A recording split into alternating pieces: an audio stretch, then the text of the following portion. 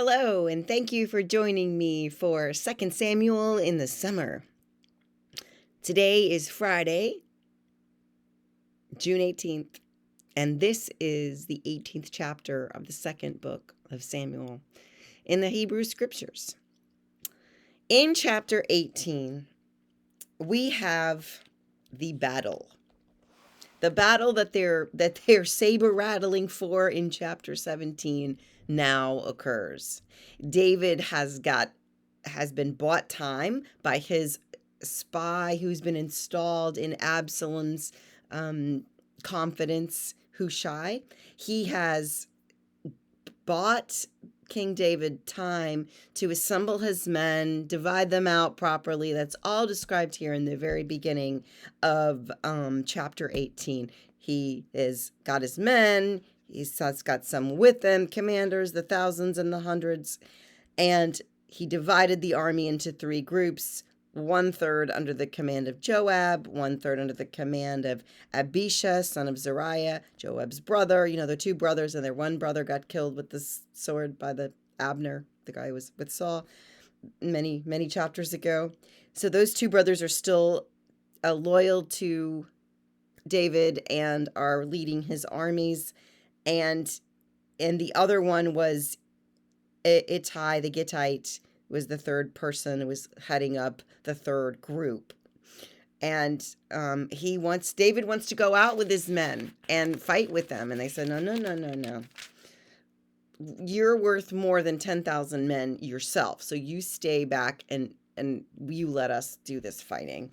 And so he agrees. And what I think is significant about this chapter is that David goes into battle and he doesn't seek the advice of God first.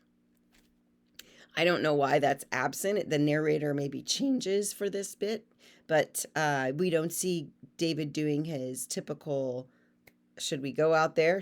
What should we do, Lord? Maybe he'd done that. It's just not mentioned here, but David is certainly successful. The armies of Absalom are delivered into David's hands, and Absalom was riding on his mule, because the royalty rides on mules. We learned that when they all came to dinner at Absalom's house and he killed Amnon. He was riding on his mule and his head gets stuck in a tree. I don't know quite. And the mule continued. So he's hanging by his head from the tree. And it says he was left hanging between heaven and earth. And a man saw it and told Joab. Now, the king had given explicit instructions not to hurt the young man, Absalom. That's the way David consistently describes his son, who is his usurper, the young man Absalom. Do not hurt the young man Absalom. But Joab goes totally against that and tears him to pieces as he's hanging there on the tree.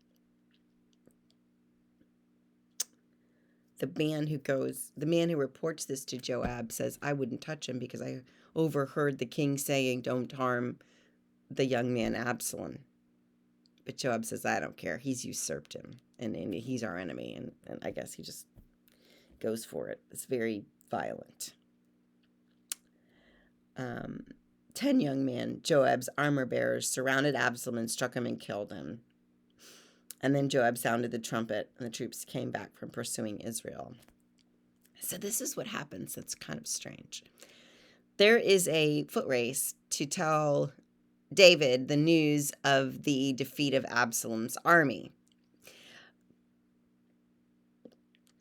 The son of Zadok, which his name is Ahimaaz. He and Jonathan were the two guys that were hid underneath the well last chapter, and that were trying to give messages back and forth from Jerusalem to David. He says, let me run and carry tidings to the king, that the Lord has delivered him from the power of his enemies. But Joab said to him, "You're not to carry tidings. I've asked somebody else to do this." And because he didn't want him to tell him that day that his son was dead. So he wanted it to be kept a secret, I suppose. So the Cushite that Joab hires to go do the thing leaves. And Ahimaaz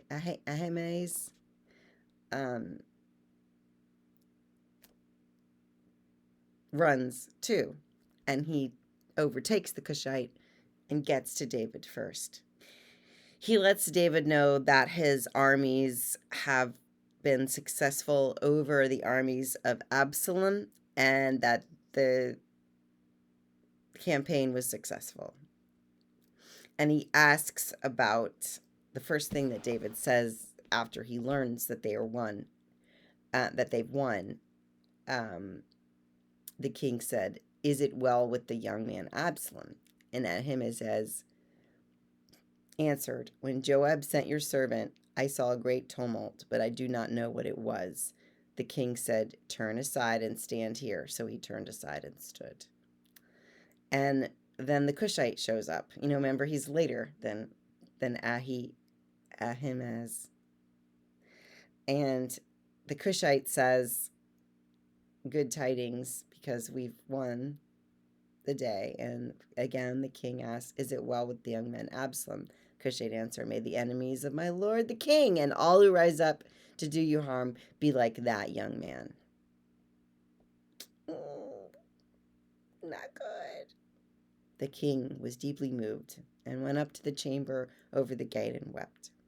And as he wept, he said, and this is a famous line from Hebrew scriptures, "Oh, my son Absalom, my son Absalom, would I had died instead of you. O Absalom, my son, my son." And that's how the chapter ends, with the sad lament of the victorious king, because he is victorious over his usurping son.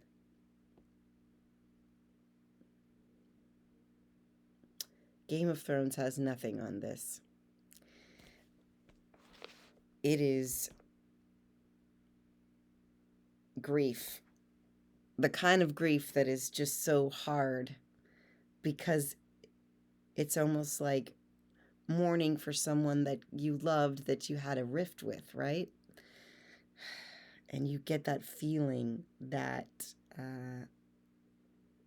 David tried as much as he could to protect his son Absalom, but they made him stay home. They didn't let him go in the field with him. And Absalom was killed.